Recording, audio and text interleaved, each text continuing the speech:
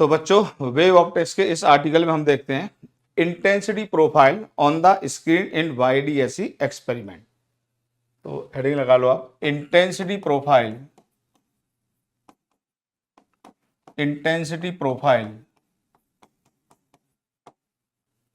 In the YDSE, ठीक है, YDSE intensity profile in the YDSE।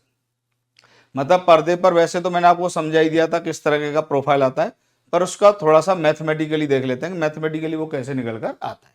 तो डायग्राम हमेशा की तरह वही छोटा सा डायग्राम, ये कैपिटल डी। अभी भी हम ये मान के चल रहे हैं कि जो वेवलेंथ यूज हो रही है लैम्डा है उसका वेवलेंथ, और जहां पर हम इंटेंसिटी प्रोफाइल ड्रॉ कर रहे हैं वो y छोटा है, y less than capital D and small d less than capital D. मतलब दोनों ही अप्रोक्सीमेशन वैलिड है, दोनों ही अप्रोक्सीमेशन बेटा वैलिड है, ठीक है। तो अब मान लीजिए किसी भी पॉइंट पर हम देखते हैं यहां पर क्या आएगा इंटेंसिटी का फंक्शन। इसकी इंटेंसिटी हमने I0 मान ली, इसकी भी इंटेंसिटी I0 मान लेते हैं। तो हर YDSE के हर क्वेश्चन का रास्ता पाथ डिफरेंस से गुजरता है। तो पाथ डिफरेंस हम इस एंगुलर पोजीशन के टर्म्स में फाइंड आउट कर लेते हैं, ये ठीक। तो यहां पर जरा बताइए पाथ डिफरेंस कितना होगा। डेल्टा एक्स इक्वल टू, याद करो पहले ही बता चुका हूं आपको, यहां से इसको हम ड्रॉ कर देते थे नॉर्मल। जब नॉर्मल ड्रॉ करते थे तो यहां से यहां तक कितना आता था बताइए, ये d साइन थीटा आता था, ठीक। ये पाथ डिफरेंस हो जाता था, तो ये आ जाता था d साइन थीटा। और जब ये y भी छोटा होता था यहाँ से, तो फिर साइन थीटा को कन्वर्ट टेन थीटा में कर देते थे और ये dy अपॉन कैपिटल D आता था।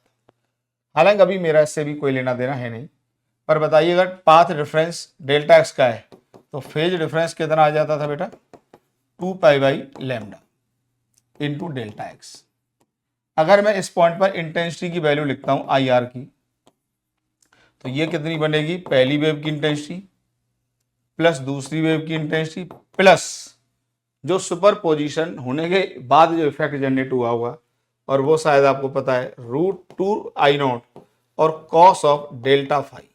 तो अभी मैं डेल्टा फाई में ही बात कर लेता हूं केवल, ठीक है। तो IR इक्वल टू, यहां से 2I0 कॉमन ले लो, ये आ जाएगा 1 plus cos of delta phi. ये जो फॉर्मूला बन जाता है ये बन जाता है 2I0, 1 plus cos delta phi क्या होता है, 2 cos square delta phi, 2 cos square delta phi by 2। तो I रिजल्टेंट इंटेंसिटी का जो आ गया 2, ये आ गया 4I0 cos square delta phi by 2। तो फेज डिफरेंस अलग अलग पॉइंट पर अलग अलग बनेगा। तो यहाँ पर ये एक तरह से फेज डिफरेंस है, तो मेरे लिए तो एंगल हो गया, ठीक है, मेरे लिए तो एंगल हो गया। तो अलग अलग फेज के हिसाब से इंटेंसिटी अपना प्रोफाइल चेंज करता है, इंटेंसिटी अपनी वैल्यू चेंज करता है। तो मैं अगले पेज पर इसको जरा ग्राफ को ड्रॉ कर देता हूँ। अब आपके पास सिंपली I रिजल्टेंट का फॉर्मूला मान लीजिए ये है 4I0 cos square delta phi by 2, ये है। तो फेज डिफरेंस के हिसाब से आप बताइए YDSE के सेटअप में, YDSE के सेटअप में ये D हो गया, ये कैपिटल D। तो जब देखिए अब ये तो कॉस स्क्वायर का फंक्शन है, कॉस स्क्वायर का फंक्शन तो कोई भी जानता है, आप भी जानते हैं और शायद मैं भी जानता हूं। कॉस स्क्वायर का फंक्शन बताइए क्या आता था, ये यहां से स्टार्ट होता था, ये होता था, और लेफ्ट में भी सिमेट्रिकल आता है, नेगेटिव वैल्यू के लिए भी पॉजिटिव आएगा, ये कॉस स्क्वायर का फंक्शन होता है। तो अब जो मेरा फेज डिफरेंस है वो वर्टिकल में चेंज कर रहा है। अगर फेज डिफरेंस वर्टिकल में चेंज हो रहा है तो यहाँ पर जो इंटेंसिटी का प्रोफाइल आ जाएगा इस तरीके से आ जाएगा। अब इसकी मैथमेटिक्स से आप वैल्यू देख लो। अब यहाँ पे तो बताइए डेल्टा फाई की वैल्यू क्या होगी, 0 होगी। अब ये 0 पहली बार कब आएगा, ये टर्म 0 कब आएगा, जब यहाँ पर डेल्टा फाई बाई 2 की वैल्यू कितनी हो जाएगी, पाई बाई 2 हो जाएगी। और या डेल्टा फाई इक्वल टू पाई, तो आप जानते ही हैं कि जब फेज डिफरेंस यहाँ पर पाई होता है, जब फेज डिफरेंस कितना होता है पाई, तो क्या बनता है, मिनिमा, अपने आप आगे निकल गया।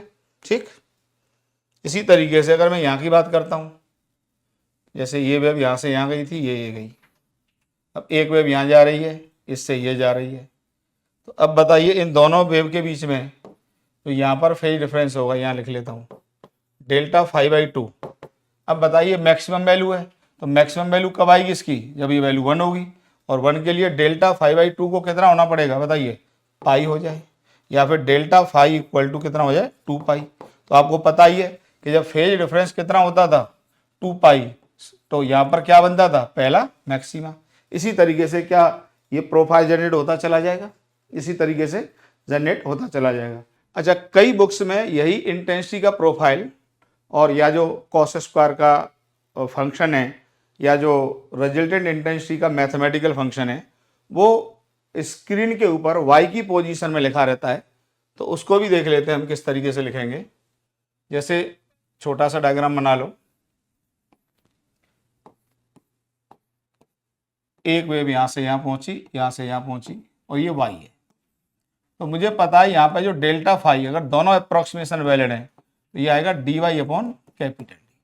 और यहाँ पर आई आर का जो फॉर्मूला मैंने अभी अभी पीछे ड्राइव किया है, ये किया है 4I0 और कॉस स्क्वायर डेल्टा 5/2। तो आई आर की जो वैल्यू आ जाएगी 4I0 cos square delta 5/2। Delta 5/2 का मतलब क्या आ जाएगा, ये मैंने शायद गलत लिख दिया यहाँ पर क्योंकि पाथ डिफरेंस होता है। तो डेल्टा 5 लिखा जाएगा बेटा 2 pi by lambda into D Y upon capital D. ठीक है, तो आप यहाँ पे लिख सकते हैं 2 को इधर ले आओ, डेल्टा 5/2, तो पाई डी अपॉन लैम्डा डी और वाई। ठीक, अब आप इसका ग्राफ y के टर्म, अब यहाँ पर क्या है कि पहले तो मैं फेज को चेंज कर रहा था, अब y को चेंज कर रहा हूँ। हालांकि y के चेंज करने से भी इफेक्टिवली तो फेज ही चेंज होगा, पर y के टर्म्स में अगर हम बात करते हैं तो कुछ इस तरीके का डायग्राम आ जाएगा, कुछ इस तरीके का आ जाएगा बेटा। मैं एक दो फ्रिंज को ही दिखा देता हूँ, बाद बाकी कंसेप्ट उसी से क्लियर हो जाते हैं। y को जैसे यहाँ से मेजर कर रहे हैं, यहाँ पर हम y को 0 लिए ले रहे हैं, रेफरेंस यहाँ पे लिए ले रहे हैं। अब जैसे हम यहाँ की बात करें इस जगह की, तो यहाँ पर ये हमें y निकालना है। तो यहाँ पर जो इंटेंसिटी है वो क्या है बताइए, इंटेंसिटी 0 है। तो इंटेंसिटी 0 है, इसका मतलब क्या हुआ, इंटेंसिटी 0 है, इसका क्या मतलब हुआ कि ये जो कॉस स्क्वायर के अंदर क्वांटिटी लिखी हुई है ये कितनी होनी चाहिए, पहली बार मिनिमम के लिए पाई/2 होनी चाहिए। इसका मतलब ये हुआ कि pi D upon lambda D Y equal to पाई/2 होना चाहिए।